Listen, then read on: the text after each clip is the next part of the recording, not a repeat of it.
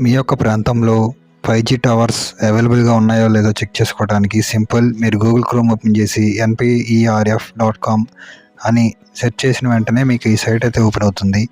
ఇక్కడ మీకు left side 3 buttons మీద క్లిక్ చేస్తే మీకు అక్కడ కింద కవరేజ్ మ్యాప్ అని ఉంటుంది. దాని మీద క్లిక్ చేసిన వెంటనే మ్యాప్స్ అయితే ఇనిషియలైజేషన్ అవుతాయి.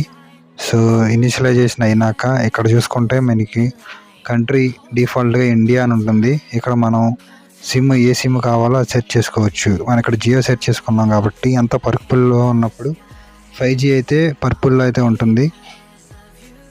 తర్వాత ఇక్కడ ఎయిర్టెల్ చూసుకుంటే మొత్తం పర్పుల్లో ఉంది. సో పర్పుల్గా ఉండే కనుక 5G. అలాగే బిఎస్ఎన్ఎల్ సెట్ చేస్తే ఇక్కడ గ్రీన్ కలర్లో ఉంది. సో గ్రీన్ కలర్లో ఉంటే 3G. అంటే ఇక్కడ మీకు పర్పుల్లో ఎక్కడైతే ఉన్నాయో అది 5G, మిగిలినవన్నీ 3G. గ్రీన్ కలర్లో ఉన్నవన్నీ ఆరెంజ్ కలర్లో ఉంటే 4G. అలాగే విఐ సిమ్ కూడా సేమ్ అంతే. సో మనం ఇక్కడ సిమ్లు సెలెక్ట్ చేసుకుంటే